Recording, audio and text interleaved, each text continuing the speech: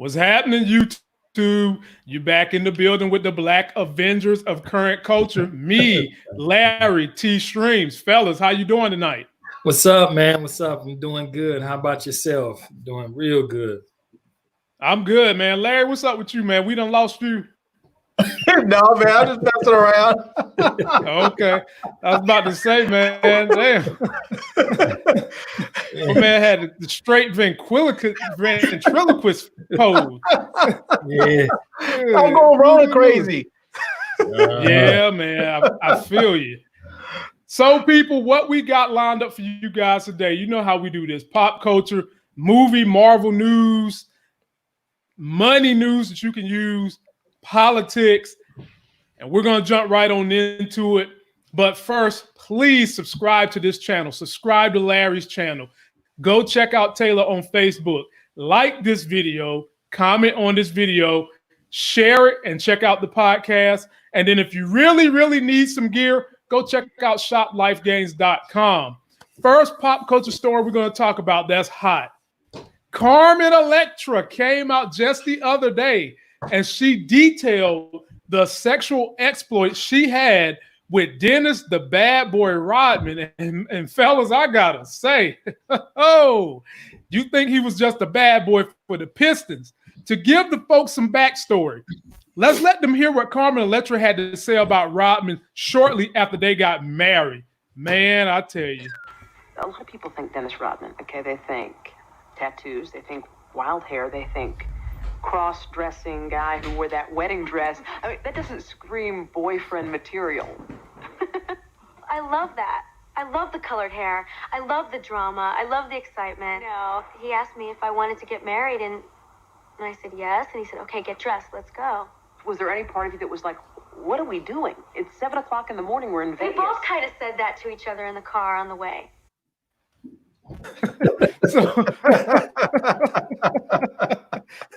So this story should be near and dear to T Stream's heart because he's from Detroit, and Rodman was a big piece of the Bad Boys Pistons. But what we didn't know was the man apparently is a bad boy in the bedroom. So this week, Carmen Electra dropped a little nugget when she said he came and scooped her up in the motorcycle. They went to the Chicago Bulls facility, and they made love endlessly and constantly on pretty much every room in the Chicago Bulls practice unit, from the kitchen, from the weight room to the court. Her juices were scattered all over the place in that compound. Fellas, and I'm going to give this one to T-Stream first. Does this surprise you that Dennis Rodman was able to pull off this bedroom candy feat? Nah, it don't surprise me. Dennis Rodman, he looked like he a little thought boy. So, I wouldn't doubt it. When you're young and you fired up, you just go, you just go. And then, he probably like, he in the limelight now. So he might as well just get it in. So it don't surprise me not one bit. Dennis Rodman, he got a nice little roster behind him. So I'm sure that he's paid his dues. Yeah. Mm-hmm. Yeah. Larry, jump all over. And when I say jump all over, I don't mean literally, but jump all over Carmen Electra's comments. Man, I want to see the home videotape with him, Carmen Electra, and Kim Jong-un. No, I'm just. Oh my God. Oh, ew, man. Come on, man. Jeez, man. And they found Kim Jong-un too. Some pictures surfaced of him just today, so he's not dead. Yeah, that's what they say. Them pictures are like 3 years old. But I tell you, I mean, if I'm a young dude like Dennis Rodman was, and I had Carmen Electra, man, I'd have been tapping that everywhere I could too. Man, there would have been my DNA would have been spread everywhere. Just a mishmash. Man, archaeologists would have been finding my DNA, 2 million years from now. Talking about, we don't understand, but these two different types of DNA just seem to be everywhere. Well, apparently Carmen Electra leaks like Krispy Kreme because they said there was cream all over the place. She admits openly. So to talk about ex in this positive light, years after y'all done had fist fights with each other, called the police on each other, but you still talk about that act years later that you was Krispy Kreming all over the place, man. I mean, he rebounded something, fellas, and I ain't talking about basketballs. Yeah, he rebounded something. It really don't take too much, man. All it really do is take for us men to get away from a little selfishness when it's time to make whoopee.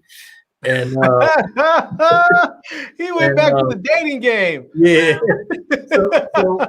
So once we take out that selfishness away from it, man, I think any man can just can hold his own and put the flex down real good. Mm-hmm. Yeah, man. Well, and Dennis Rodman, go ahead, Larry. I mean, let's not forget, dude is an elite athlete among elite athletes. So, I mean, I'm sure dude didn't have any issues with being, I'm tired. He just keeps going and going and going and going, I'd imagine. Bro, Michael Jordan talked about him like he didn't have but one speed, and that was 100 miles an hour. Yeah. Sometimes, fellas, you know this to be true, 100 miles an hour can mean less than 60 seconds. But also, we now know cocaine is a hell of a drug. And Dennis Rodman was using all of that. Yeah. Oh, man. That'll lead us into the next pop culture story. Damn, Carmen Electra spilling all the good tea. The next story is another one that comes from basically The Last Stand. And this one deals with another Detroit guy, Isiah Thomas, Michael Jordan, T-Stream.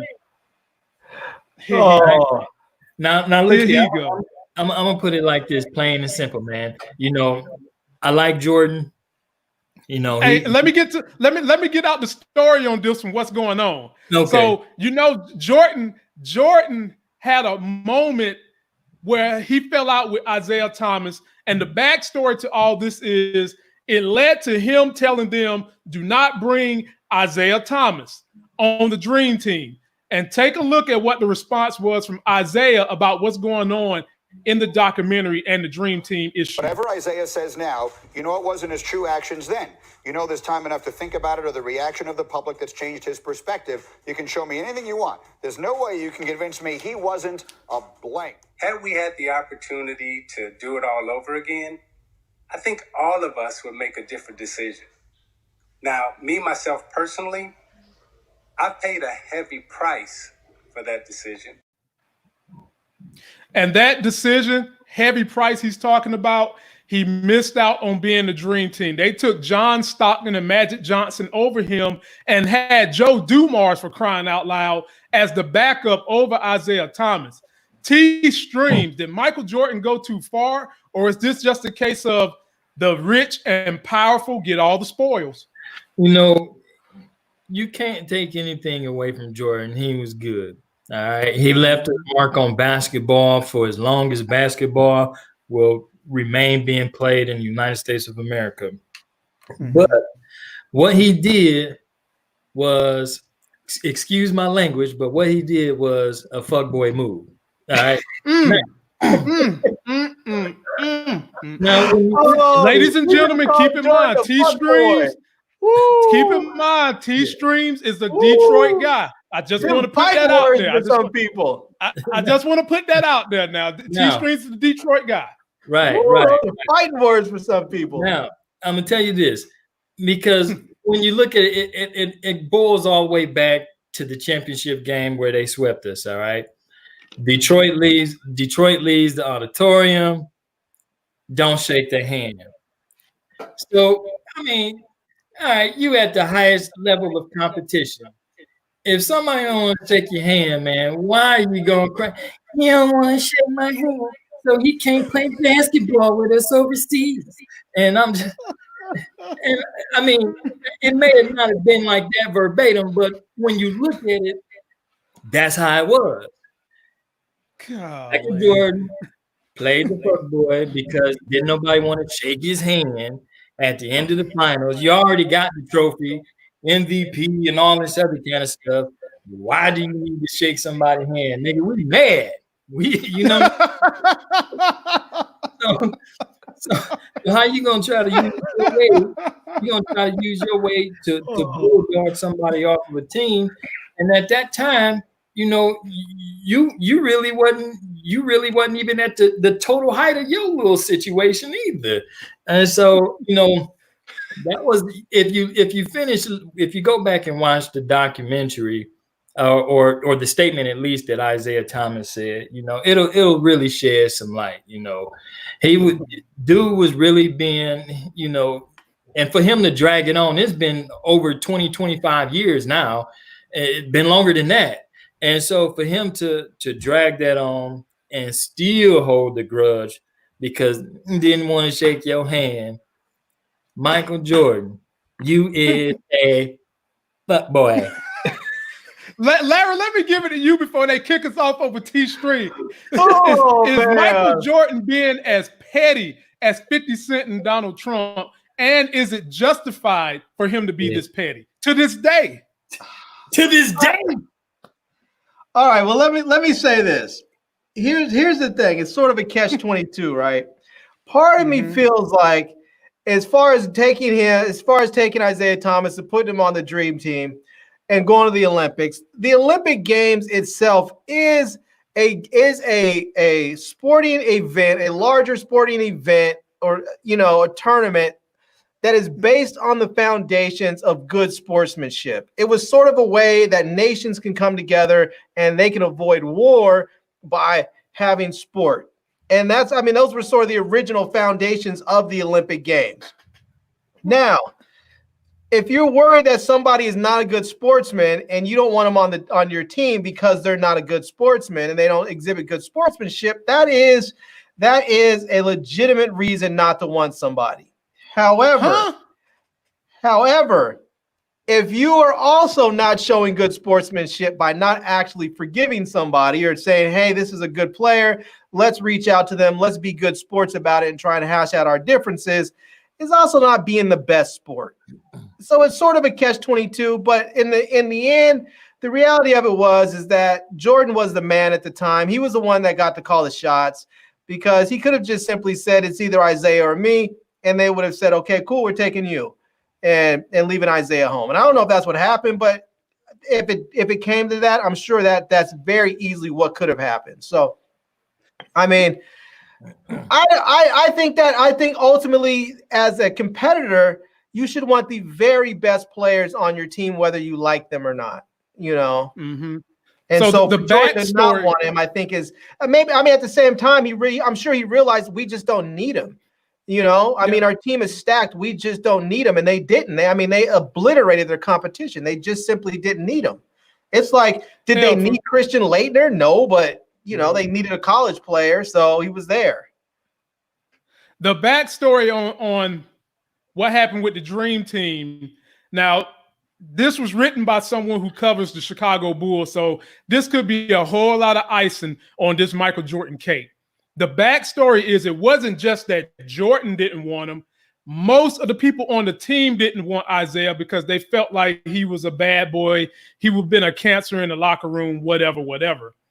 But if it came down to Michael Jordan really was holding a grudge over the handshake thing, I give Michael Jordan no credence on that because the year before that incident, when the Pistons got rid of Larry Bird and the crew, Larry Bird and that crew walked off without shaking hands, and ain't nobody think of it.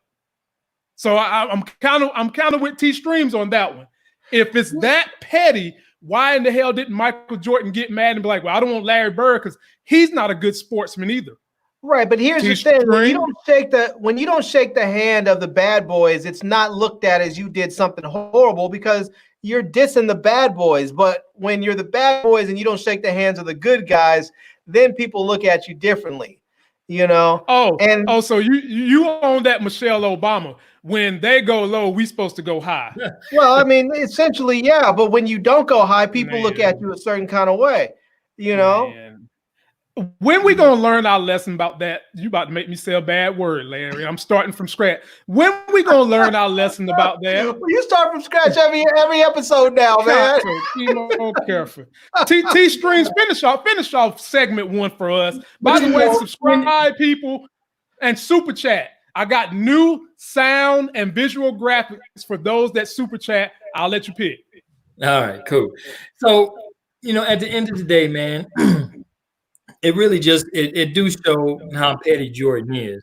And for one, here it is. Everybody now they're on the higher side of their 50s, crawling into their 60s, and you still talking about something that happened at the end of the 80s and to be started the 90s.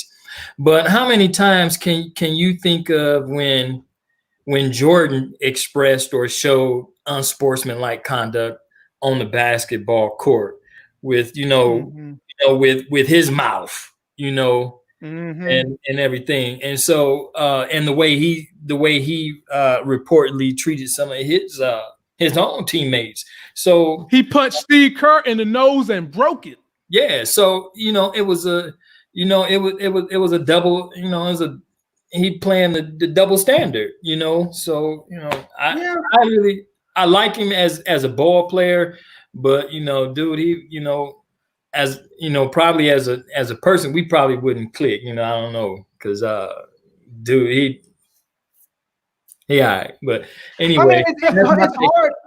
I would imagine it's hard because when you get to that level, you have a humongous ego because everyone's saying you're the greatest there ever was, you're the greatest playing the game, and you're actually backing all that up. It's not like there's just it's not like it's hype. It actually is. And it probably, it goes to your head after a while and it starts to change how you behave, and when everybody's sitting there going along with it, I mean, you could just say, I don't want somebody on this team, or I'm angry at somebody, and other people will get mad. Okay, well, he's angry at him. It must be a legitimate reason for him. I'm okay with that, But to be honest with you, anybody who's still mad about something that happened on a basketball court 20 years ago, that shit's just petty. Leave it be. I mean, I understand in the moment, in the league, while you're still playing, but 20 years later, I mean, they should be friends at this point. They should be sitting around drinking friggin' 40-year-old scotch and talking about the good old days, Should be. Oh, but yeah. Male ego can be a thing. Ja Rule and 50 Cent ain't cool.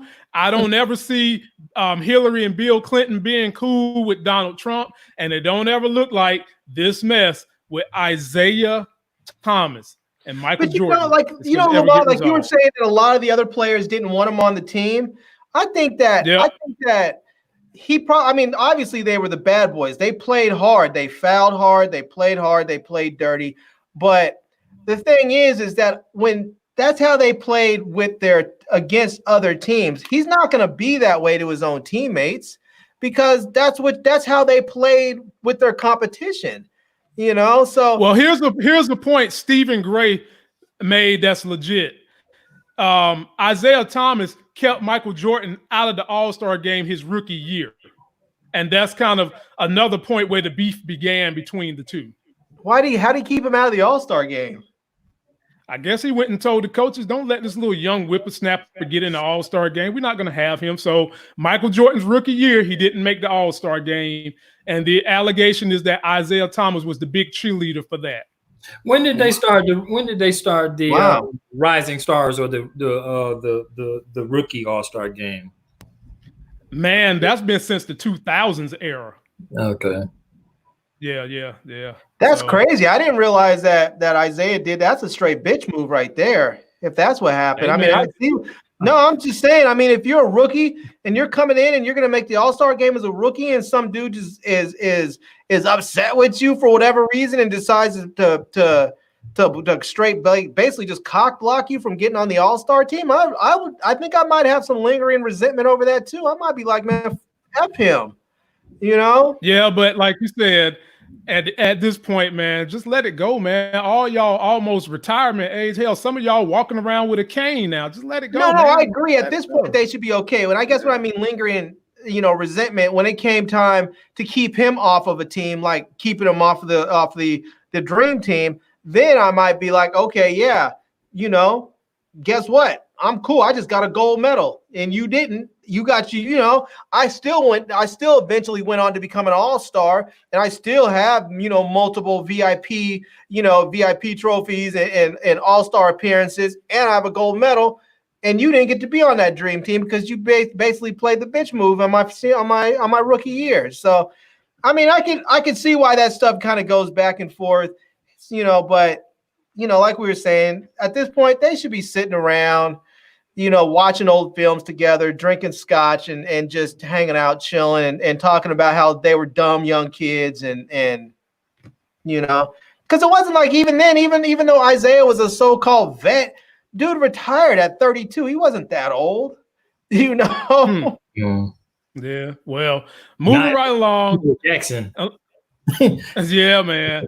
Now we're going to careen to movies and TV shows, ladies and gentlemen. Today, I'm going to do something we did last time. We are going to cover a movie trailer that Larry sent me that I didn't even know anything about. This should be one good for my power people. It's Capone. It stars Tom Hardy. Let's take a look at this, see if it's going to be any good, and we'll break it down when it's over. How about it for our good friend Al, ladies and gentlemen?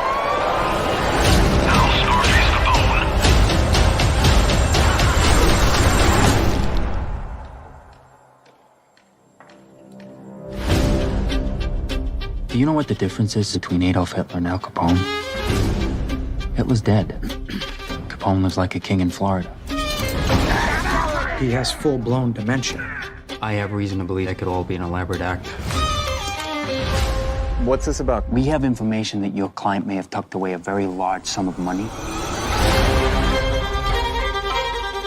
You can drop the act now. You got goons walking around.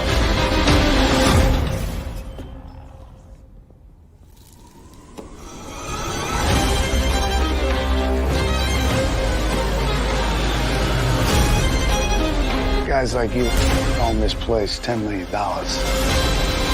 Maybe I can get him to talk. He's gonna go on a rampage. We made a promise. Someday we was gonna make it big. The only thing that really matters is how a man treats his family. Okay. So, fellas, this is Tom Hardy. It also has the guy that played in Shameless.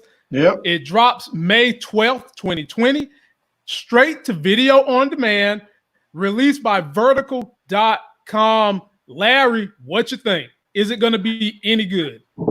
I think it's going to be good. It looks like it's going to have some excitement in there, some drama, some action. I think it's going to be interesting, especially since they're telling a part of the Capone story that we don't really hear, which is his life sort of after whatchamacallit. After he got out of jail. Yeah. And so it's interesting to see how it's going to play out, because normally all we hear is the Capone story of Chicago and his lead up to getting, you know, basically convicted for tax evasion. We don't really ever hear about what happened to him after. So this is going to be really interesting to see that story. Yeah. T-Streams. And you know, man, I love me a little gangster movie. I'm gonna have to break my TV fast when I'll be well off by the time that come around. But yeah, that's it. I'll take me a 3-day TV fast, man. Does that include video games? Nah, and I guess it don't include what I watched last night either. But oh my God, you sound like me in my cuss jar. It's a loyal attempt. It's a loyal attempt to try to do something good. I like it. But yeah, man, that you know, it's the movie is going to depict the ending portion of his life, and that I'm sure that would be really, really interesting. Because everybody, you know, we've all seen plenty of adaptations, whether they were old or, you know, somewhat current of, you know, of the Chicago gangster movement with him and his involvement and stuff like that. But to be able to go in and see something especially how he dealt with some of his illnesses during the declining of his life. I'm sure it'd be pretty interesting. They said the man had dementia and syphilis. Yeah. Well, I think that his cognitive decline was caused in large part by untreated syphilis. Yeah. Because apparently he had it for a couple of years, and it was untreated. And syphilis, if you don't treat it, will get into your brain and mess you up. So I think that's what caused. I think that was the start of his cognitive, decline, and then the dementia probably was exacerbated by that. So. Right. So if you're out there messing with them old dirty ass thoughts, that can't think straight, man, that right there gives more meaning to the beat your meat section, if you know what I'm saying. Lord have mercy. I'm just saying, if your dad did not tell you when you were young, after a full release, have a full pee. Make sure you save a little pee, so after your release, you can pee. Clean the urethra out. Clean it out. Urine will kill everything.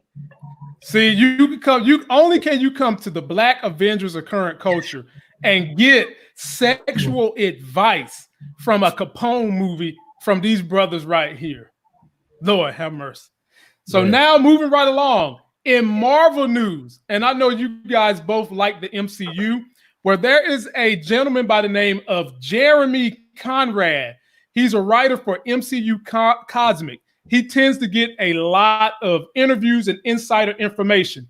Well, he just got some insider information that the MCU could be going the way of Marvel's Ultimate. Take a look at this, and then I'll break it down for you. So I think this is, a lot of people have been speculating, how are they going to use Fantastic Four? How are they going to use maybe X-Men? I don't know if they would do X-Men this early, but this could be a way to introduce Doctor Doom and the Fantastic Four and have a big event. Now, for a long time, there has been a rumor floating around behind the scenes that there would be some kind of big team up prior to the next Avengers movie. Some people were speculating that it could be Captain Marvel 2. Now, Captain Marvel 2 is apparently going to set the status quo for the next Avengers movie, but it might not be a big team up type movie.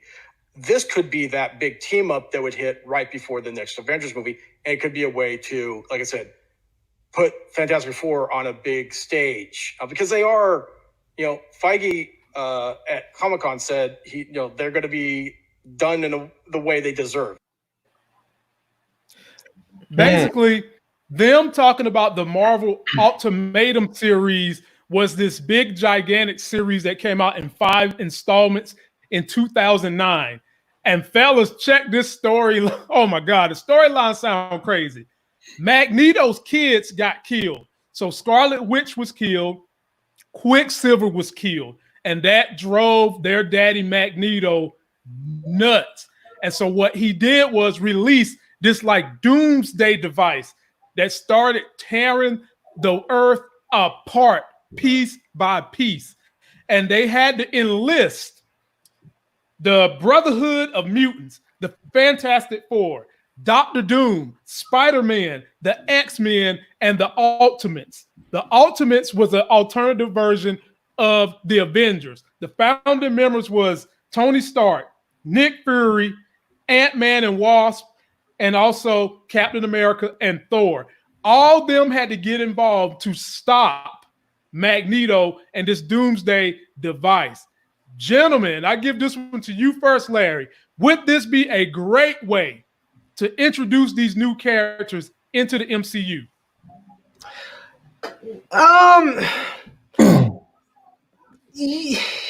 I guess so. But part of me feels like the Fantastic Four they're so big.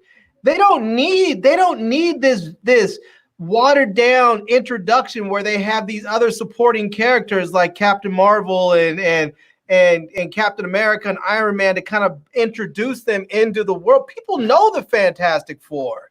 I mean, people have been wondering, where the F is the Fantastic Four? Why are they not in here already? I mean, I don't think they really need some. I don't feel like they need some introduction. They don't need somebody else to come in and vouch for them and say, okay, well, we're gonna make this movie with the Fantastic Four.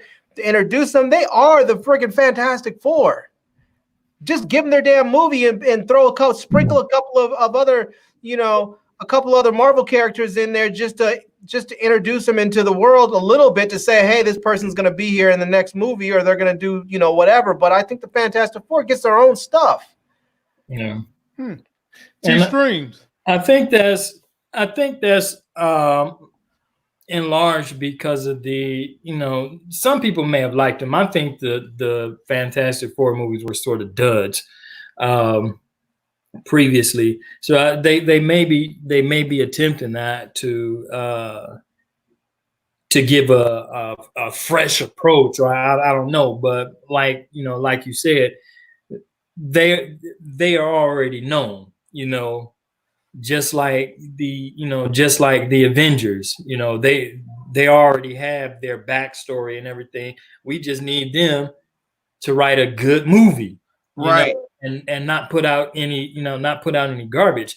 Now this could be a double-edged sword, because you got this one movie with all the superheroes and stuff collaborating and all this stuff, and it could go well. But with all of that going on, it could take away from them, showcasing vital points for specific, for the specific heroes or characters that they should be doing it in. Because you can't have 10, 15 superheroes in one movie and then try to showcase, them all, where everybody gets their highlighted time. I guess you can pull it off with another 3.5 hour movie, but why make that approach if you can do it and make 2 movies and just sort of keep everything separated, and maybe crescendo at that point 2 or 3 movies down the line. All they really need, man, is some good writers to come up with some good stuff for the Fantastic Four. If you go back and look at some of their old cartoons, or read some of the old comic books, they was pretty badass, just like they were. So that's all they really need. You get rid of that bogus old school CGI they used in the older movies, and get some, not to say that the actors that they used was just all out of whack, but they weren't, for me, maybe for you, but not for me. They it was nothing that drew me to that movie. I could turn on the tube right now and watch Avengers Endgame and be just as satisfied as the day I was when I first saw it. If Fantastic Four, Rise of the Silver Surfer or something came up on the screen, I'd be clicking it and moving to something else. So hopefully they do it some justice, whatever direction they go in. If they think that it's going to require having an all-star cast of superstars coming banging the whole screen out of a disgruntled old man with a metal helmet, then power to it. I'm gonna go see it regardless. But I hope it's good, whatever they do to it. T-Streams, I agree with you on the point where you were talking about that they don't need to bring them into like a movie with a whole host of characters. When you have too many superheroes, they may get lost in all that mix. I think they would be good. I think it would be good to introduce them, and similar in a way that they did with Wonder Woman. They had the Batman versus Superman movie, and they brought Wonder Woman in on that. And I think that was a really good way to introduce her, because she had a prominent role during that whole movie. It wasn't her movie, but we got to see enough of her that really whet our appetite for her individual movie. And so even if they had just say like the Fantastic Four movie with just Iron Man helping out, or Thor helping out or something, I think that could work. But I don't think they need to bring in 5 or 6 or 7 of the characters from the MCU, and then try and have the Fantastic Four somehow stand out on their own. I mean, that's just too much story to put in 2 hours. I mean, honestly, they just need their own movie. I don't know what these guys are drinking, But I'm all for any combination of doing this if you can kind of slice it in half. I don't think we necessarily need to see the Avengers in this movie. We need this movie to kind of be something where maybe Magneto does go crazy, or someone who is of that power. Maybe they make it Doctor Doom, who instead of it being Magneto, they have some giant narrative where Doctor Doom cracks up against the Fantastic Four and they can't quite defeat him. And you have to call in maybe a few X-Men characters, but still following the storyline of Marvel Ultimatums without having to bring in all the fashions. You don't got to bring in the Brotherhood. You don't have to bring in the Ultimates, which is basically the alternative Avengers. But some form of that storyline, I think, could be done in a good fashion because Kevin Feige does not want to go back and reintroduce these characters from their origins again. And I completely agree with that. We don't need to see that anymore. You could have it where the movie starts where they have the villain, in essence, destroying everything. Then maybe you give a few little backstories to how they got there, and you just see all these superheroes getting their asses kicked. And then somehow or another, they're able to coalesce with another fashion, maybe one fashion. And that's a good way to introduce the characters. I'd be about that, but I do agree. I don't need to see all of them on the same screen, but maybe the ones that Marvel just got possession of can come on the screen and maybe bring in one or two MCU people, like maybe an Iron Man or maybe a Thor or maybe even the Hulk, to just kind of solidify the victory that these people could achieve with this storyline. And when they did the comic book run for this particular storyline, they said it was not critically reviewed well. But that don't matter when MCU has taken some of these before that wasn't viewed that well and have made a good movie out of it. I have faith in Marvel. I have faith in Kevin Feige, and I think it can work if they just don't go full bore with all the superheroes. Right. Well, we'll see what happens with it. I'll tell you what I want to see. I'll tell you what I want to see. And it's not with the MCU, but I want to see Ryan Reynolds reprise his role as Green Lantern and do it justice. I want to see them I want to see them bring him into another DC film and make his character right.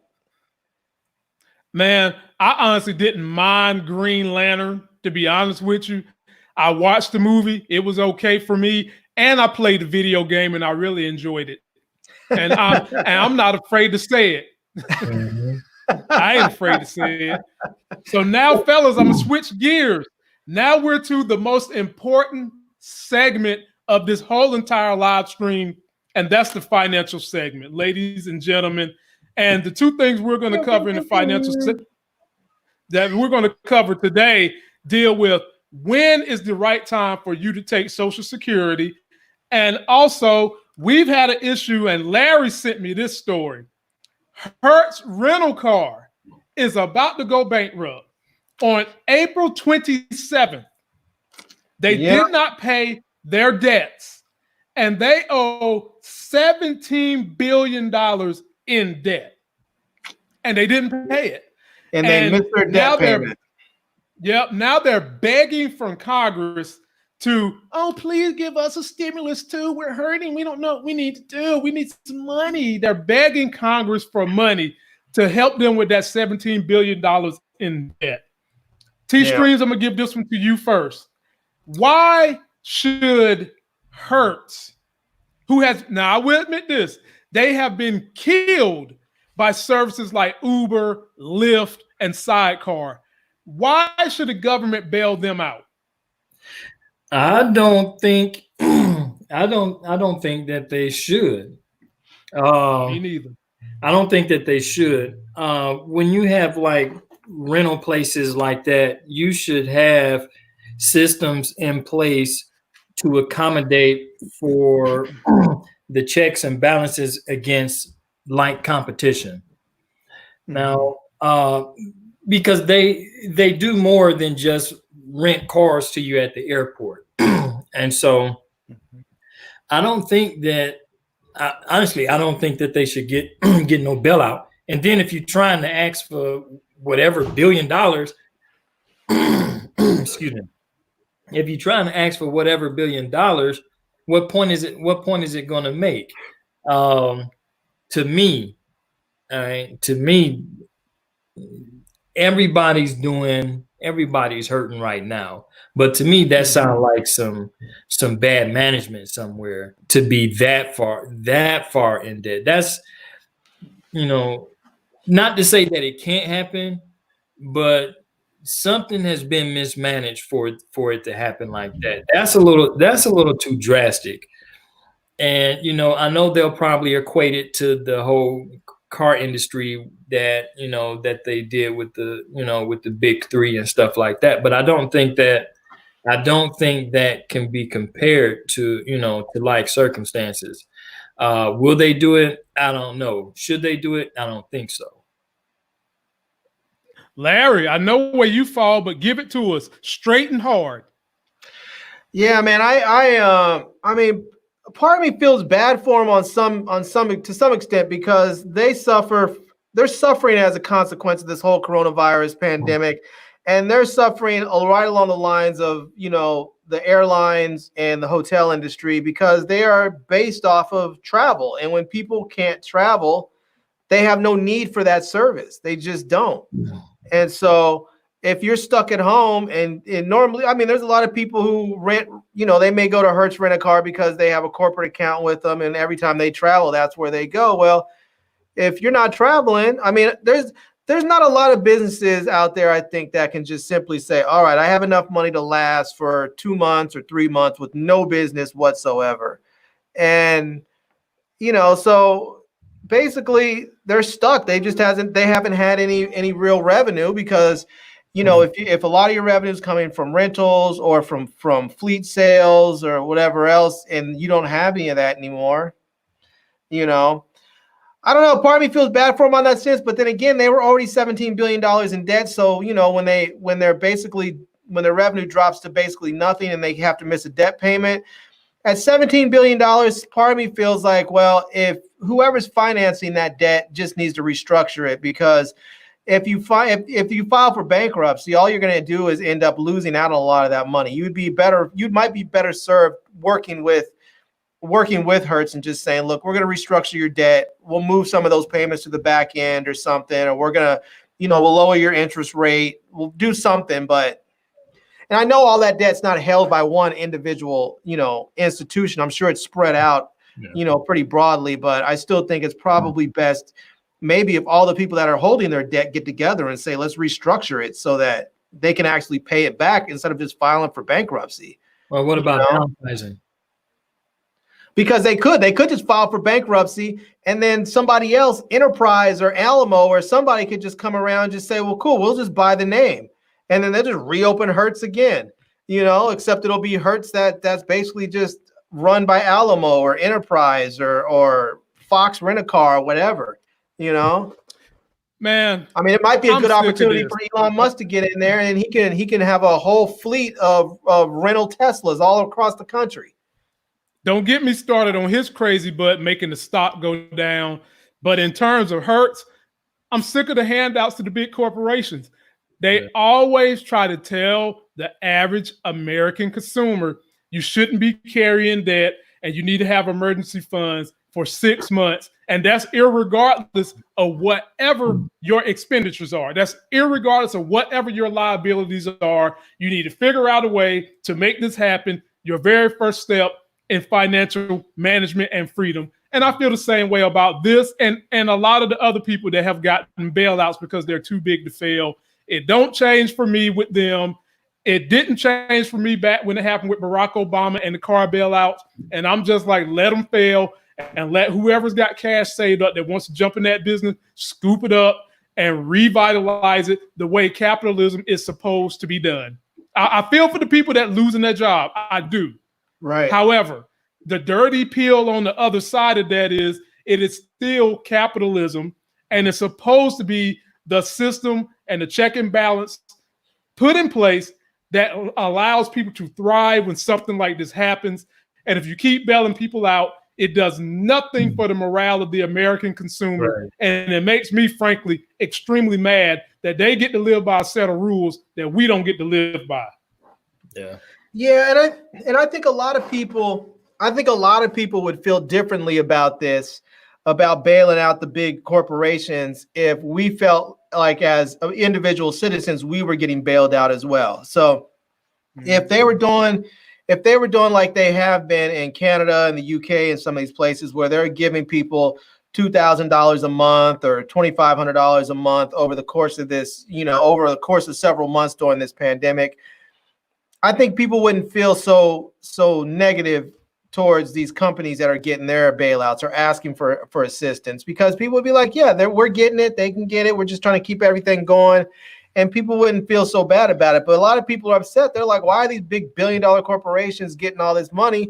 And we're up here worried about how we're going to feed our families. We're waiting in line at food pantries or trying to talk to our landlord so that we don't get evicted or missing our car payments and wonder if we're going to get repoed, So, I mean, I think if people were getting the assistance that they needed, they wouldn't have such an adverse, attitude or reaction towards the big companies getting the same sort of assistance. Right. Yeah. And it's honestly, it's actually hard to get a fair shake right now, regardless of who you are, we see the government try to come in and assist and stuff like that, but does it really ever fix the problem? And I don't know. I'm not, and I'm not sure, because at the end of the day, everything that they give out has to be accounted for one way or the other.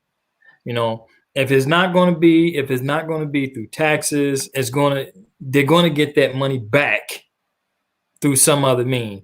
Something is going to be adjusted. Something is going to go up. Something's going to change. There's going to be something, whether or not is hidden in all the red tape, or whether they come out and tell you blatantly on TV that you're getting this, but this is how we're paying for it.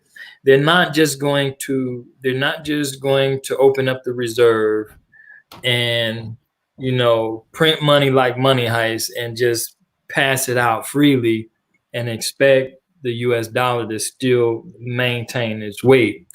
It just don't happen that way. So if I agree with you, Lamont, if Hertz is having some problems like that, then the best thing for them to probably do is to downsize, readjust their loans and see if they can get them at lower, refinance for lower rates, or come up with some other plan, because it's not like the money that the government has to give those companies, they could give a little something to everybody, with the amount that they have to give those just to be able to sustain. And that's why I say it has to be, I would look at management too from the start. When you're that big and you're dealing with finances on a global scale in the billions of dollars, you got to have something. You got to have something in place. Something you're gonna have to cut the stick on somebody, downsize, make some tough decisions or something. But to throw that hand out, I don't agree with it. Some people do, but I don't. I'll tell you, during this rough time when people are suffering, I think it brings back the issue of people should be allowed to commoditize or monetize their most constant commodity, which is themselves, and they should legalize prostitution. Hey, it's the oldest profession in the world, bro. And all these rich billionaires and folks like that, they're getting it. I can tell you that right now, but they're not allowing others to get it because of whatever image it would paint for them But we've heard the stories of the folks who've gotten caught doing that and paying these women under the table and these little cabals in DC. It's a mess. But moving right along, now we're going to move to Social Security. When is the right time to take it? Why should you take it? This is a very polarizing issue for a lot of people because some people be limping along until they can start taking that money. But is that the right time to do it? We're going to discuss, and I'm going to let you guys hear a clip from the financial person who changed my life, who got me saving money, who got me investing, who helped me in real estate. It's my guy, Clark Howard. Take a look. Are you confused about when to take Social Security?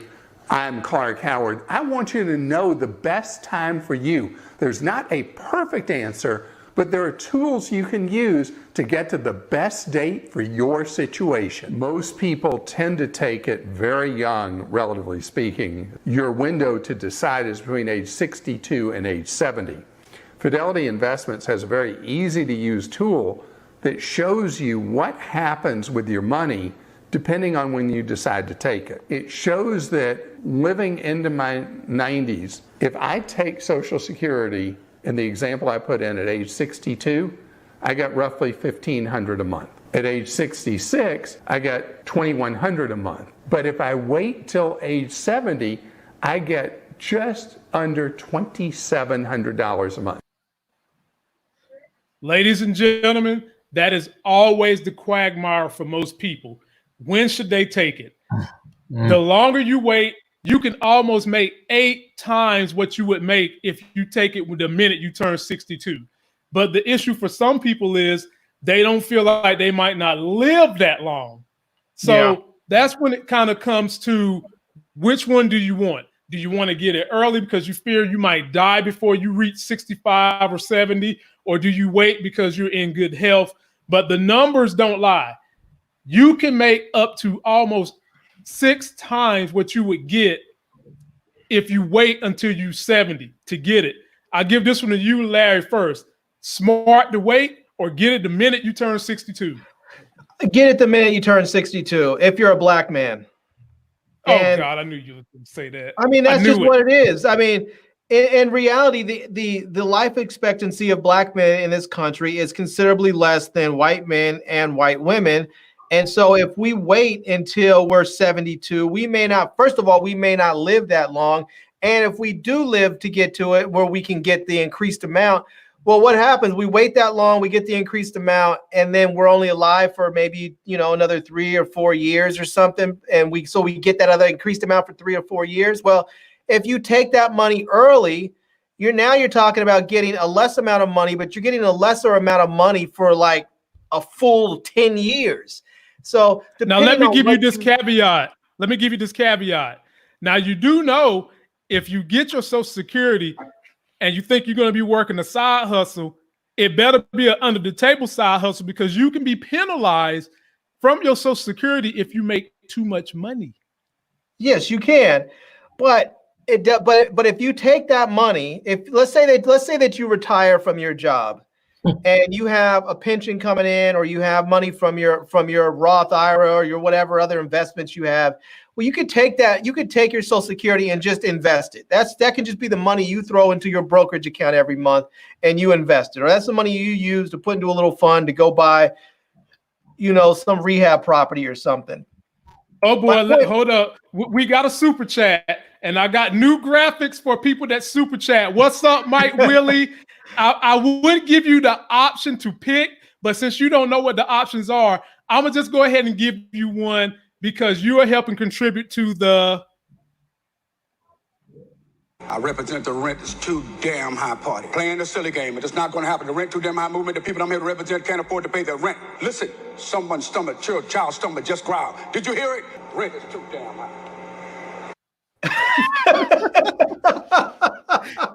Mike Willie, thank you, because Mike Willie, the rent is too damn high, and you helping make it low. I appreciate you, homie. And anybody that super chat, I've got an array of visual graphics I'll play for you to say I'm thankful for your contributions. All it takes is $1, and you can get a little surprise in your thank you. But Larry, finish what you were saying.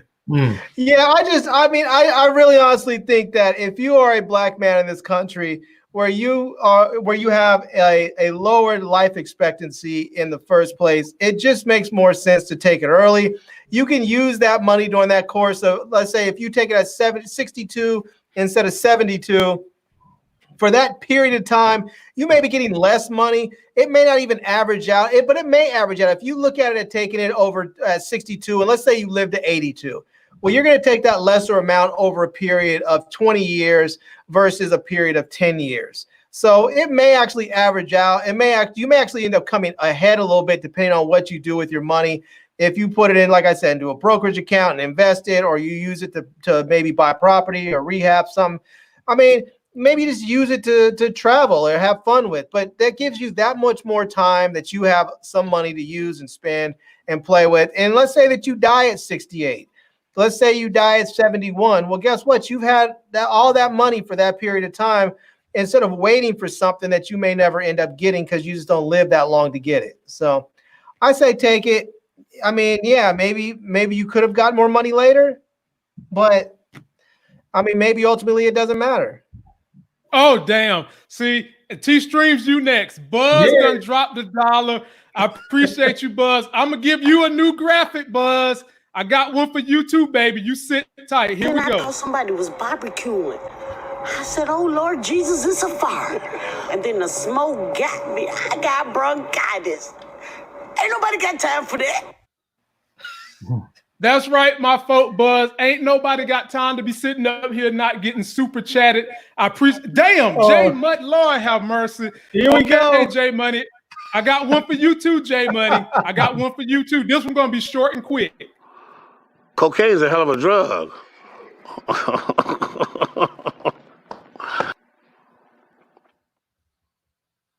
That's right. Super chatting is a hell of a drug. And I sure appreciate it. T-Streams, drop your knowledge. Should you take that money early or should you wait and let it triple itself by the time you're 72? Whew, man, that's a tough one, man. Because I think that it would be different for different people depending on a few variables. One, what is the state of your current health at the time of 62? And then two, what is the state of your work ethic? All right. And let me explain that. Me, myself, I'm a worker. I have to mingle with something. As long as I am physically able to move my hands, my feet, I have to do something. This, I have to work. If I'm not remodeling a home or building something, I'm doing something. I have to. All right.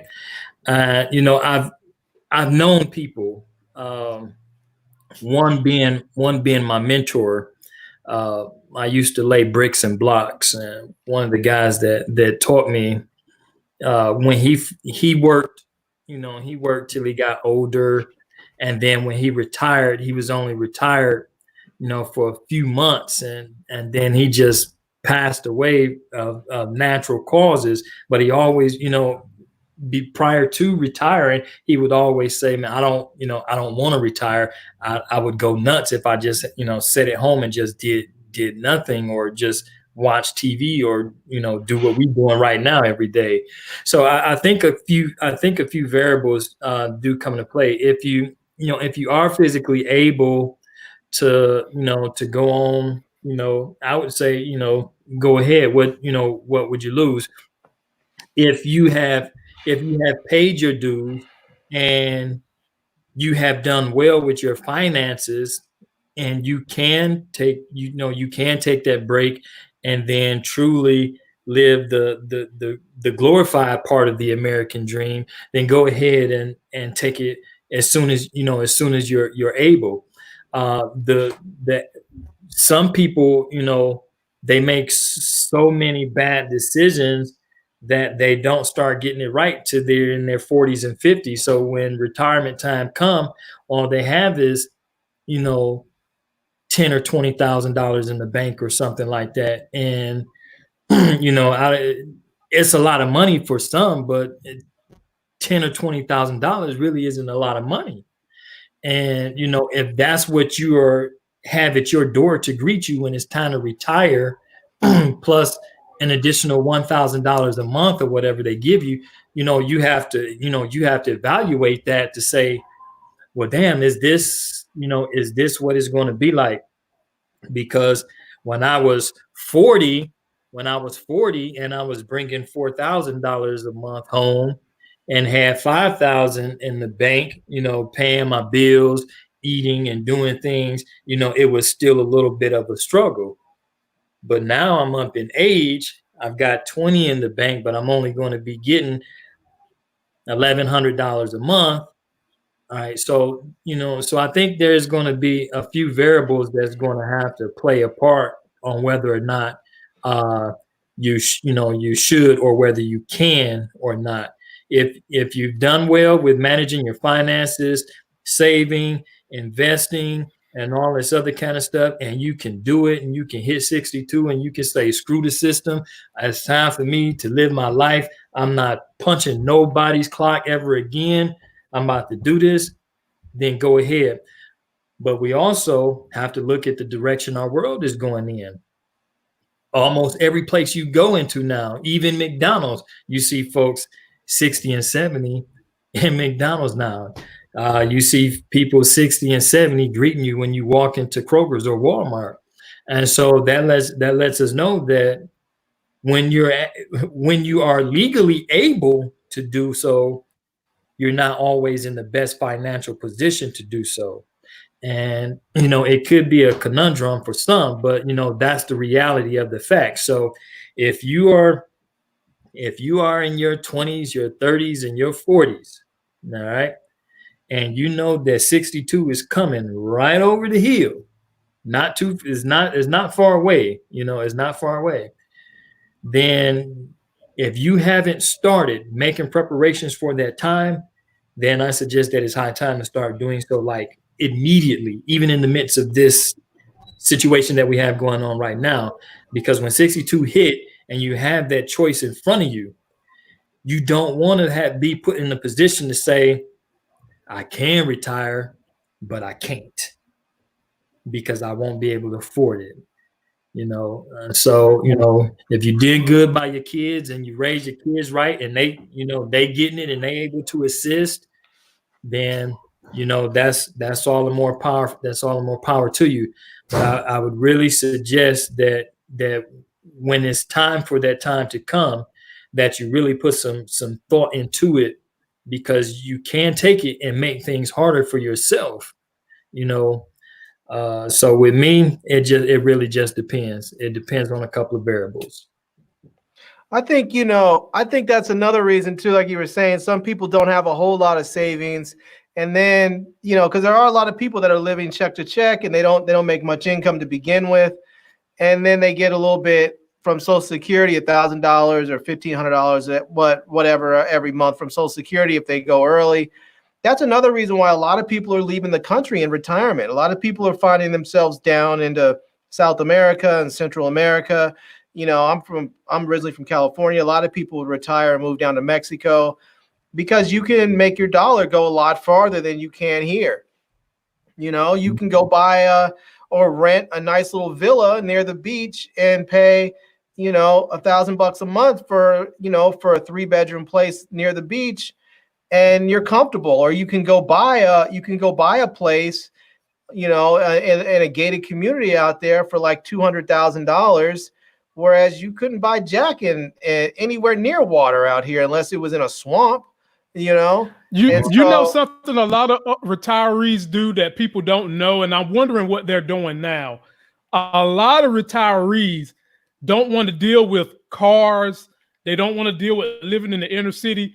A lot of retirees, and this was about to be a problem for this industry, believe it or not, they will go live on cruise ships because it's cheaper to live on the cruise ship, hopping cruise ship, than it is to live on land. Because the cruise ship has medical doctors. They've got all the food you could want, sweet rooms. You get to travel all the time. You got gym. They live on the cruise. And when I saw the last average 3 years ago, it said that a couple living on cruises was only spending $1,500 a month total, and that included everything for a couple. Oh, so I'm pretty incredible. I'm about to pack Yeah, my man. bag and move. Man, That's pretty incredible. And it was getting so bad that the cruise industry was trying to consider a way to do something about it.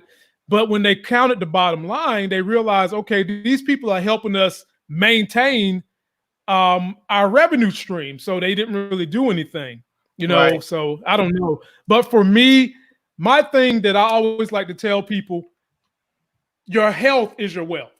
And this is coming from someone who used to be 320 some pounds, and I'm down like 210 now. Your health is your wealth. If you can somehow or another get control of your health before the doctors have to start controlling your health, I would say maybe push your retirement in terms of when you take that money, maybe in the middle, maybe like 65 or 66, if you can do that. To what Larry was saying, a lot of people are living paycheck to paycheck, and they're barely making above minimum wage. So to go and get $1,200 a month and don't got to do nothing for it, you're going to be getting health care. You're going to be getting that $1,200 a month. Then you can go live in subsidized housing. Then you can go get subsidized cell phone. I'm not going to be working for somebody flipping burgers, and I'm not making minimum wage. For what? I'm be on my own dime. But for the average person, like Trisha C was saying, some people retire and they don't have anything to do. Their mind just deteriorates, and then their body follows right behind it, just like that. So if it's me, I'm going to try to stay active, push mine as far as I can. In a perfect world, I would push it to 72. But considering all the dynamics, I would probably try to take it somewhere around 67 to 66. If it looks like my health is holding up, and if it looks like my dividends from all my savings are doing well, I would try to push it to that point. Now think about it like this, right? Here's another reason why you could take your money early. And this is just me throwing this out there. Let's say that you don't really need that Social Security money. Let's say that you have your retirement from, you've made sure that you've invested in your IRA and your Roth and your TSP and all the other, investment, vehicles that have been afforded to you, and you have enough that you can pay all your bills and live comfortably without your Social Security. So let's say you decide, I'm going to take it early. I'm going to take it at my earliest opportunity.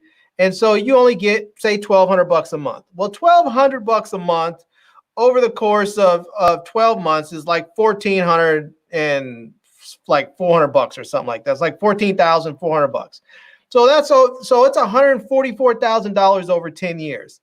So now let's assume that your kids have kids, and let's say that you retire when your grandkids are like 8.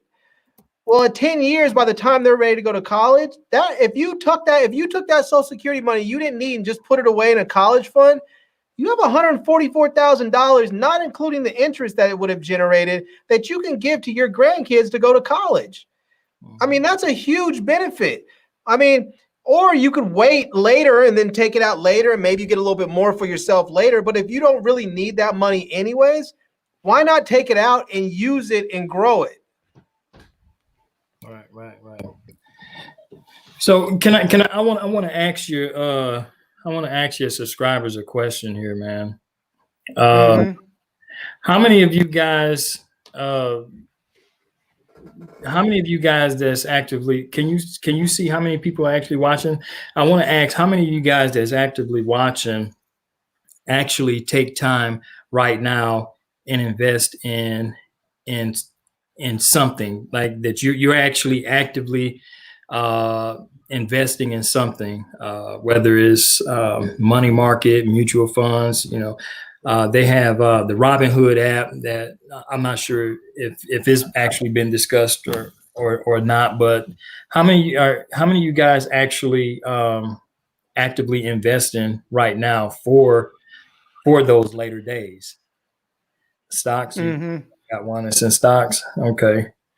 If they watch here's the problem, T-Stream. I put out financial videos independent of you guys, And those are the ones that never get views on this channel. I've done Robinhood app. I've done Webull. I've done Stessa. I've done Acorns. I've done all those different methods to kind of force saving, and they never, ever get watched. So that's why, like I told Larry the other day, in this sweet pill of pop culture we discussed, I also force feed financial videos in here because this is the most important thing we can be discussing with our community that we cover. And hopefully enough a filter to the end and watch it. But I've done videos about everything that has helped me get from 525 credit score and not making no money to over 6 figures and 800 credit score. And that stuff is the things on my channel that never gets watched. Right.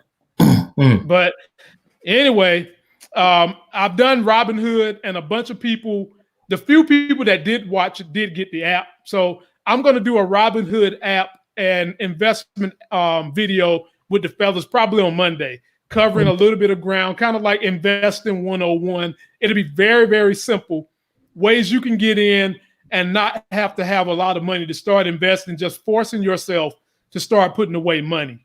Okay. Hey, So can I add something to this? Yeah, go for it. All right. So and this is what I propose to you guys. So you guys be sure to watch out. All right.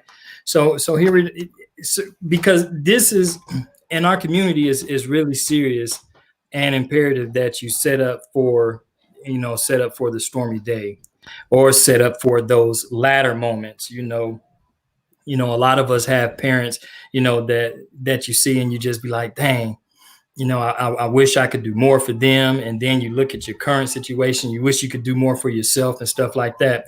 So we're going to discuss something like this again in a future video. And actually, I would actually like to add a giveaway independent of this to your cause. For those of you who participate, this I get with Lamont and sort of flush it out. But what I was having in mind is that, if you guys actively get involved with it, and show that you are contributing to it, regularly, like monthly or something. Maybe we can come back July 3rd, which is a Friday. That'd be our last video before the 4th of July.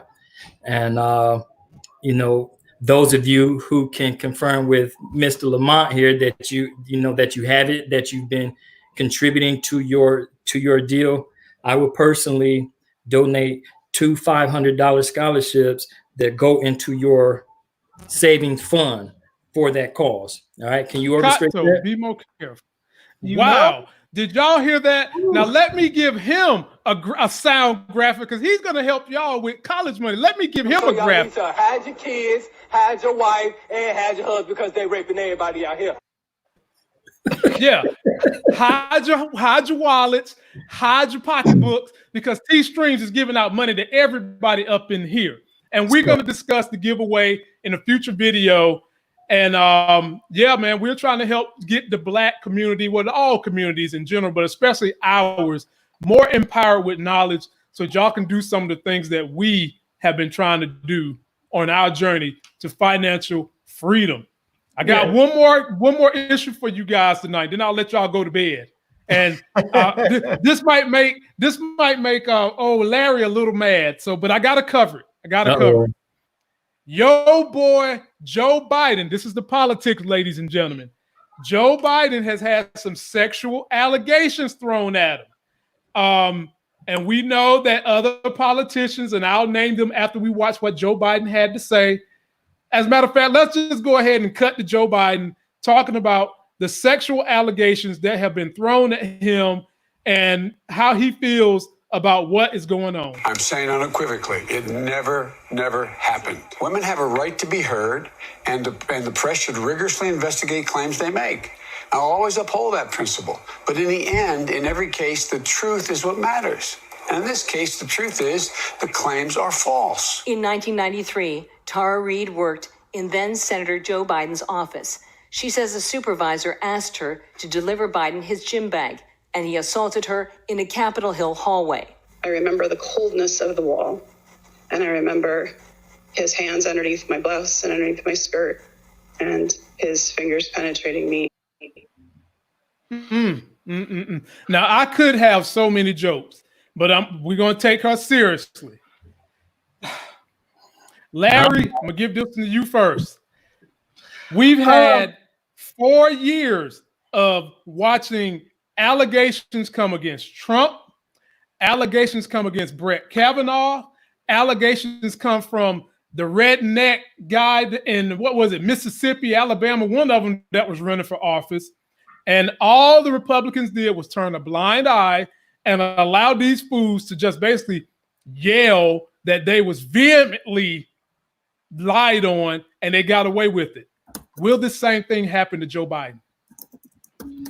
I mean, I think it's different with Joe Biden versus these other people. And part of the reason is that with these Republicans, when they're accused, a lot of them that have been accused have been very credible. I mean, when you're looking at, like, for instance, the dude that got busted having, hiring a gay prostitute in a bathroom in an airport, that happened because dude got arrested. It wasn't like somebody came forward 20 years later. That came out because there was an arrest record because dude got arrested for solicitation and indecent exposure, And when you're looking at that with Trump's on tape admitting that to a sexual assault. He's talking about grabbing people in their pees, and there's women out there that have said he's been that he's raped them, multiple women. This isn't like these are women that came out all years later after the fact. These are women that have been pursuing their cases actively before he even ran for president. And I mean, you start looking at like that guy that was running for the Senate seat down in, I think it was Mississippi or someplace. Well, I mean, Alabama, I think it was. Pedophilia and child molestation. These are cases, these are things where these women had talked about this going back for decades. It wasn't like this is something that just came up new with them. They've been talking about it for decades. It just came to our attention because this man was now in the national spotlight and part of the national conversation. But with Joe Biden, I'll put it like this. I just simply don't believe it. That's just the problem. I mean, that's the thing for me. I just simply do not believe that he did that. And I mean, I've seen stuff online where they're saying this woman, looking at her Twitter feed and stuff, saying how she's pro Putin, how she's up there talking about, how what's going on with this, with the anti-Russian propaganda, and they get it, and that's why they support Putin and yada, yada, yada. So it makes me wonder, maybe this whole thing with her coming out like this is just another one of these political tactics, backed by the Russian government to try and damage a candidate that can unseat Trump as the president. And I mean, in part is because I just do not believe that this. When this supposedly happened was when he was a senator years past. I cannot believe this would have gotten past the people who were vetting him for VP when he ran with Obama. When they selected a VP with Obama, they knew they were going to have to pick somebody who was squeaky clean. Now, Joe had a little bit of a loose lip mouth when he would say stuff off the cuff on hot mics, when he would curse and say some salty language, but there was never any hint of any sexual impropriety. And if there were, they would not have selected him, especially not for our first black president to run with. And so I just simply do not believe it. Just the thing. Now, extreme. Yeah. I'm gonna have to agree.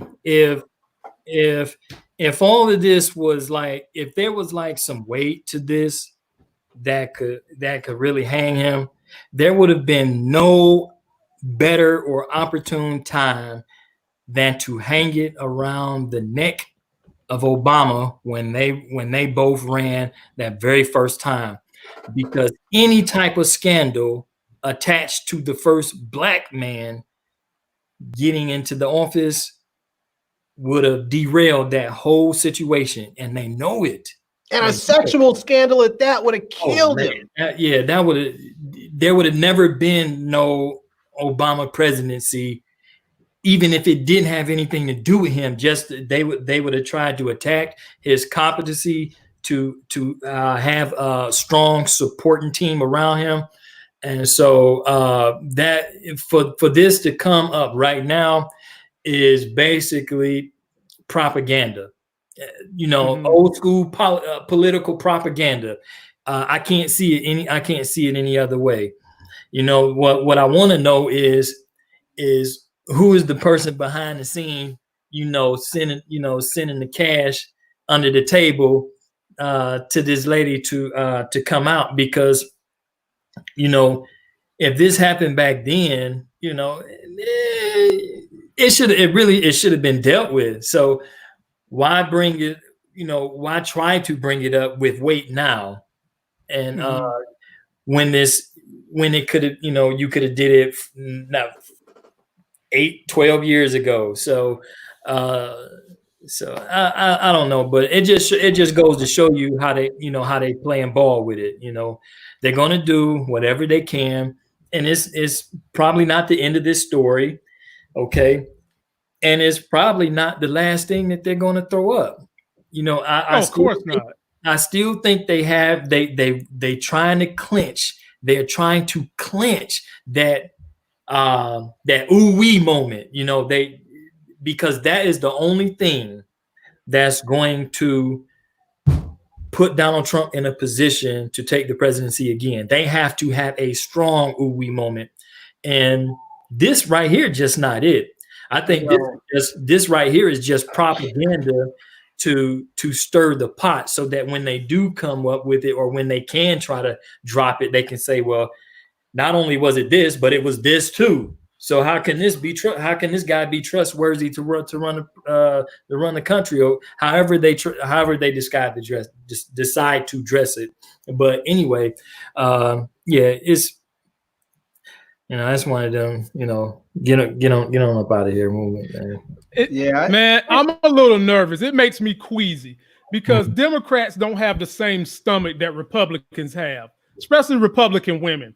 Republican women can have those damn men tell them to go and shoot them a pig, bring it home and cook it, and they'll go do it. Not Democratic women. And some Democratic women might be on the fence about this. When he did that interview with Mika Brzezinski today, she is a stickler for women's rights and sticking it to men that have any impropriety with women. I was actually surprised she was as nice as she was to Joe Biden. And I worry that we have some soft heart Democrats that really do believe in the mantra, when they go low, we go high. And they might decide, well, I'm not going to vote. Or they might decide, since this other buffoon, Justin Amash, is getting in as a third party candidate, they might just try to get on their high horse and say, you know what? Since Trump and Biden are both so bad, I'm going to vote for the third party ticket, knowing good and damn well he's not going to win. And whenever they vote third party, it tends to always hurt the Democrat for whatever the reason.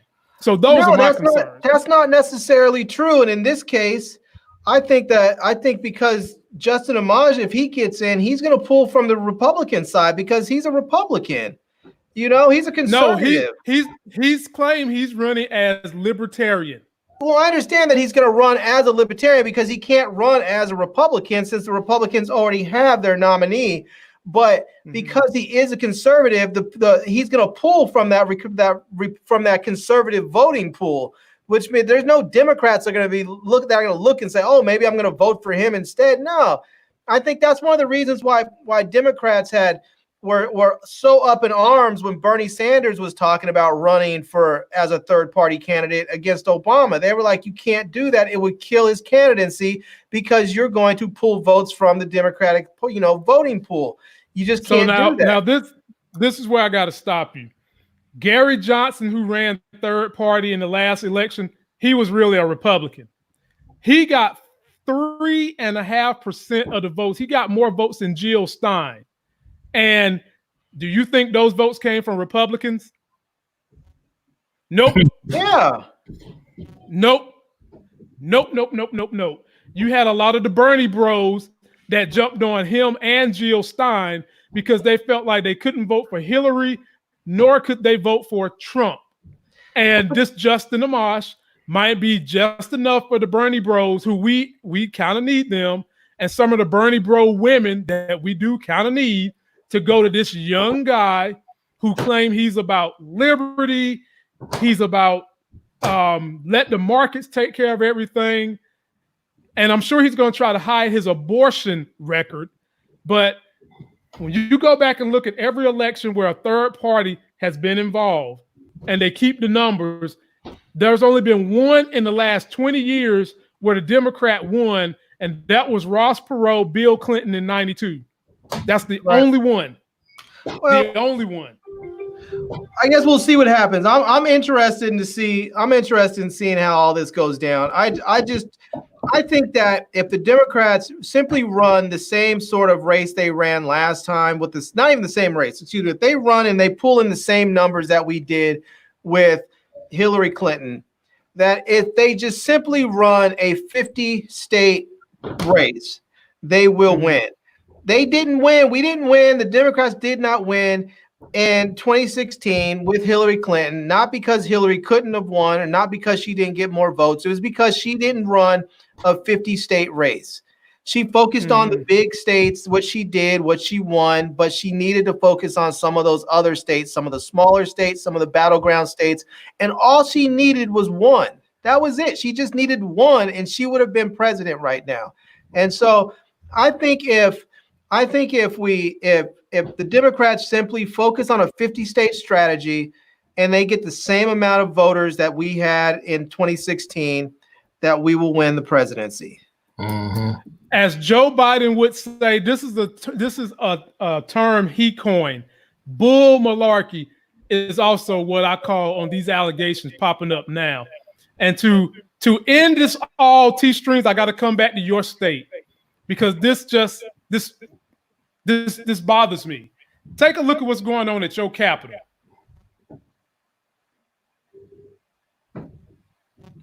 Yeah, that's just craziness right there. That is it's stupid. Now, I'm going to tell you why I'm bothered. Because you see these clowns getting into the Capitol building with guns. I feel like that's white privilege because I don't see them letting a gang of black people getting into the building with guns. And then to add one more insult to injury, the president came out and said that these are fine people. But do y'all remember this person right here? Yeah. What did they have to say about him? They called the man a terrorist for taking a knee during the national anthem. And I want you guys to explain to me how in the hell is Colin Kaepernick worse for taking a knee for police brutality than these buffoons are for charging a Capitol building with an artillery with their fucking "Don't Dread on Me" flags, some of them with Nazi flags, heavy guns and weapons inside the Capitol. How are they better than Kaepernick and the protests he did? T-Streams, you first because it's your state. Man, you know what? I tell you, they take white pride, white privilege to a whole new level every couple of days. And just it's illegal to have a firearm on federal property. That's what I thought.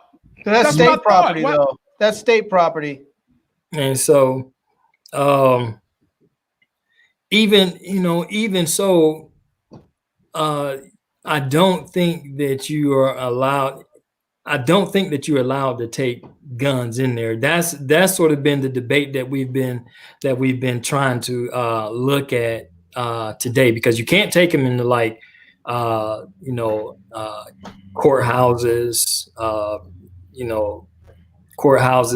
the post office, or any of that other kind of stuff. And so I don't see why there would be lax on the restrictions for the state capitol where where they actually meet. But it's actually getting crazy. It's actually getting crazy. And I tell you, man, I just pray that God keep those rednecks far away from me. I'm telling you, man, I don't have it in me to uphold and turn the other cheek like that. You know what I'm saying? I cannot do it. I will not do it. You know, so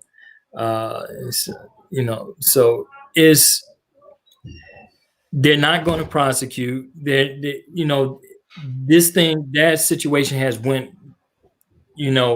worldwide on how they acting down here, especially because the president endorsed that behavior by calling them fine people. And I'm just everybody that I like talk to locally and stuff like that, they not buying that shit, man.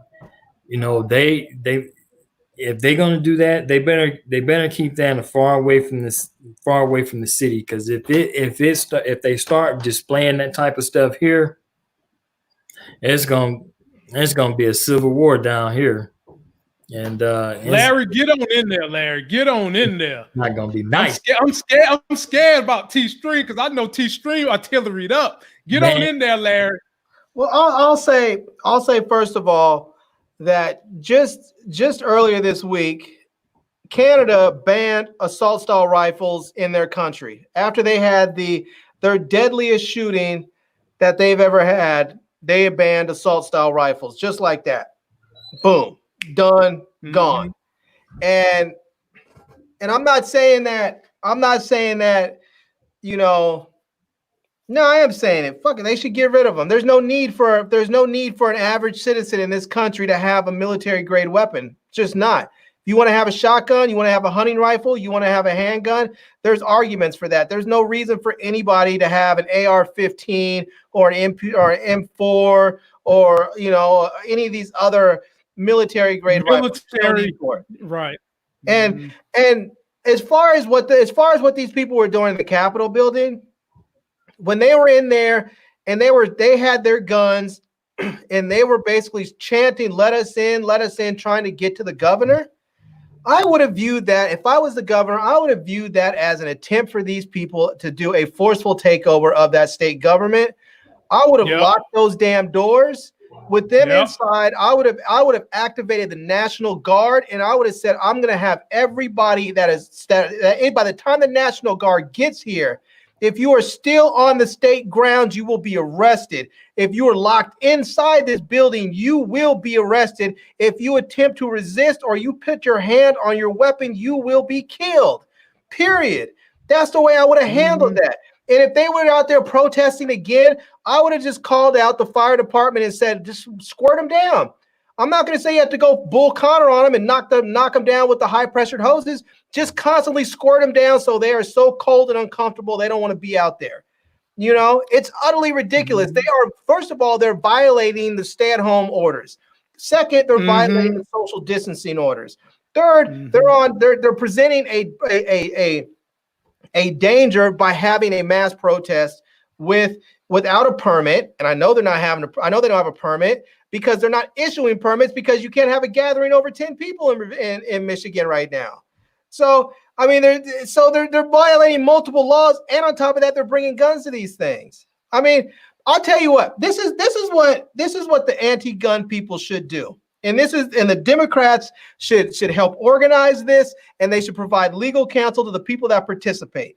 When you want to get rid of those gun laws, all you simply do is organize a mass gathering like that with black and brown people, have them show up and do the same doggone thing. I guarantee you by the end of the year, there will be legislation that says you cannot show up to a protest with a weapon. You cannot enter state capitals or be on state grounds with a weapon. There will be all kinds of weapons. There will be all kinds of gun control laws put into place immediately after you have a protest like that with black people. And Mexicans too. And Mexicans. You go ahead and you do that, and I guarantee you that is one quick way to make sure that those gun laws are changed. Yeah. And so the thing about that here, man, and it's weird because this is north here. they get sort of wild with it, with that with their display of patriotism. Now, I'm just No, let's not call it patriotism. Let's call it what it is. It's white. It's white supremacy hatred. Because when you show up with swastikas and Confederate flags, that is not patriotism. You're talking about flying the flags of two enemies of our country, two enemies that we've had to vanquish and lost a lot of lives doing so. That's not patriotism to fly those flags. It's not patriotism to march with the people that are flying those flags. What that is, it's just pure and simple white supremacy. Right. And intimidation. Right, but that's what they think it is, and they've been, the commander in chief has validated them. You see what I'm saying? He validated them today with that, and with that being said, I think that it's going to happen. It's going to happen again. It may not be right here in Michigan. But I can tell you this: if we went up and took, if we went up there and took our rifles up there, or our CPLs and carried our pistols and stuff, just had them on us, and congregated, like that, we would be taken down by force.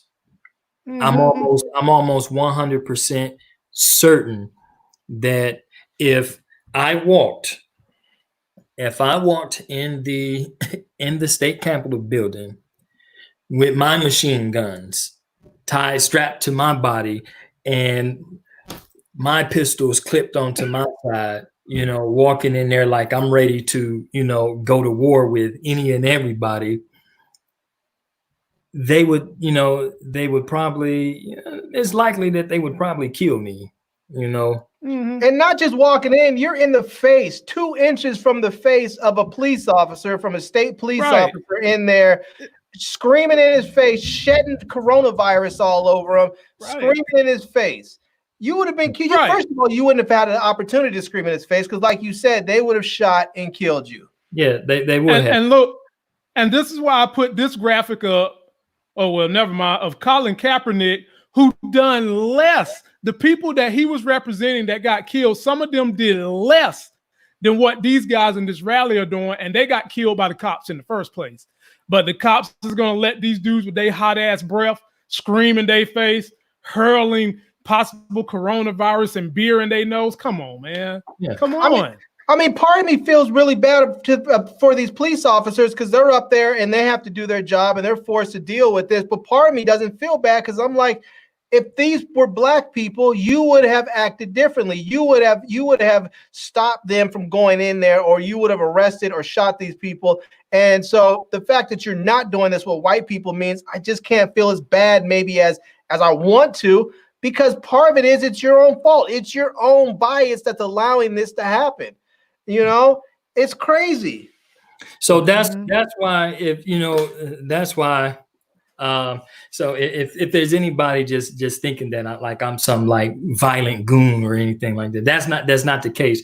I never even started investing in assault rifles and military grade weaponry until these crazy rednecks start congregating. That's not the first time that they did that, and till they started congregating in my immediate area, excuse me, and and started displaying these aggressive. I don't even want to call them protests, but they are very, very aggressive, and so I have to look at it like this. They don't give a damn about me. They don't care about my religious belief, my political belief. They don't care if I'm a successful businessman or or anything. They don't care anything about me. Okay. So I never, I never like all we had was like regular pistols, 9s and 4.5s and 357s, just the classics, But it wasn't until then when I said, oh, these guys, they got power. They got some power. We better do something because, in some areas here, and it's 2020, it's some areas here that I would not even drive unless I'm strapped and I got somebody with me. You know what I'm saying? Damn. And it's, and it's not even in the hood. You know what I'm saying? This is where folks, driving Benzes and neckties and stuff like that. That you don't want to get caught out at. And nobody, I hate it because this is the reality that that I'm faced with. And so, and it's only going to get worse the longer that dude is in office. I don't know why he can't see it. I don't know why anybody on the opposite side cannot see it, that he has done a very good job at dividing racial lines in this country. It was already fragile in the first place. Okay. He just took it and intensified it and elevated the game to it. And no, they see it. They see it, but they don't care as long as he's getting the Republicans the stuff that they want to get done for their big donors. They see it, but they're not going to say anything to him. They don't care as long as he's in power and they can get the things that they want. They turn the blind eye to it and act like it don't exist when we know it does. Yeah. So if there's any rednecks in Michigan watching, if you come around me with that bush, we're gonna let you have it. And when it's empty, I'm gonna put another one in and we're gonna empty that one too. And then we'll deal with the consequences later. That's how my mindset is. Because if not, they'll catch me slipping. They doing it all the time. Anyway, here's the thing, right? Here's the thing is that these people are allowing themselves to be just straight pawns in this game, because when you look at this protest in Michigan that's getting all this attention, it's coming from, this is not some grassroots movement. This is coming as a direct result of these right-wing talk show hosts on radio and podcasts that are getting these people all riled up and calling for them to go out and protest. They have intentionally targeted these battleground states like Michigan, and Michigan in particular, because they know, one, it's a battleground state, and two, they know that Meg Whitmer is on the top of the list as far as being a vice presidential nominee. And so if she's selected to be the vice president, they want to be able to put her in a position that she's damaged. They want to try and damage her. That has been the Republican playbook for the last couple of cycles. Is let's find out who the Democrats who are likely to select for their candidates, and let's try and damage them before they even get a chance to run. They did that with Hillary when they ran with that Benghazi garbage for years upon years, and Trey Gowdy even admitted this was nothing but a ruse to try. It was just the whole thing was just designed to damage Hillary Clinton's presidential, aspirations. They did the whole thing with Joe Biden and that Burisma stuff. All that was just simply to try and damage Joe Biden because they believed that he was the likely presidential nominee, which he is. And I mean, that has been their playbook. They're doing it now. They're trying to damage Whitmer and Michigan because they know that she's likely going to be the vice presidential selection. And so, I mean, this is all political, but what these people are failing to understand as they're being used as pawns is that they're literally putting their lives at risk. And it's not a matter of them carrying around their guns and getting at risk of getting shot. The fact is they're getting together in close proximity with all these people, and they're likely going to get sick. They're going to get sick either themselves, or they're going to pass it to their family members and their old people that are around them. They're going to get sick, and people are going to die as a consequence, and they're being used as pawns. And when they do get sick, no one's going to care about them. These talk show hosts aren't going to come to their bedside and say, I'm so sorry. The government's not going to go and give them a special check. They're just going to get sick and die. And that's it. No one's going to take care of their families. They're just going to be dead. And you know what? If they're going to sit here and be that stupid and keep risking this, you know what? They deserve to get what's coming to them. I mean, I'm just keeping it real. Matter of fact, they should be made to sign something that says you give up your rights to go fill up the damn hospitals because you're out here being stupid. That's what they should be doing. But, you know, I digress. Fellas, I'm going to end you guys on this. This is breaking news. And we're going to get out of here on this. The White House is blocking Dr. Fauci from testifying before Congress about the coronavirus response. Yeah. We'll finish that one. We'll finish that one on Monday. I think you were so close, we should just go 2 hours. No. T-Streams, give the people the final word, then I'll get Larry, then I'll end it for everybody.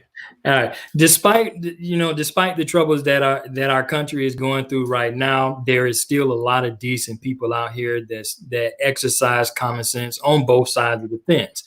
And whether or not we agree or disagree politically, we still have to look at the fact that we're all human.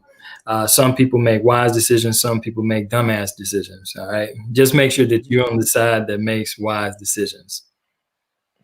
Larry. Yeah. I will say that that I know a lot of people are focused on trying to take care of yourself and getting out and getting some exercise, getting some fresh air, eating properly. Take care of your mind too. I know that just yesterday, I had to just turn off the news, stop watching any coronavirus stuff. I sat up there for about 3-4 hours yesterday and watched Making the Cut, a fashion show with my wife on Amazon Prime, because I needed something light and just non-violent, non-coronavirus, non-nothing. I started to watch a movie, TV series called The Last Kingdom or something. And I was like, I can't deal with any violence right now. Sometimes you have to get away from all that bad stuff, all the negative stuff, all the harsh stuff, and just take it light. And we're bombarded with it all day. We get pop-ups on our phones and our tablets about news updates. We turn on CNN and we're constantly faced with that death toll. Just take care of yourself, watch something else, turn the news off for a while, and just sort of have fun and relax and let your mind be free. Yep. As he said, unplug sometime, ladies and gentlemen. De-stress your mind as much as you're trying to work your body, and just make sure that you are progressively doing something to get better when this thing blows over. What we see on TV oftentimes is the minority of the way people really are in America. Yes, seeing those people go up to the Capitol is very infuriating. You have them in every backyard in America. But for every one of those, I do believe there's 3 or 4 people who are just kind of in the middle, who would rather get to know you on a level of what are your barriers? What are my barriers? Do we have something in common that we can use to overcome those barriers? And if you don't learn nothing else from me today, that's your life game for the day.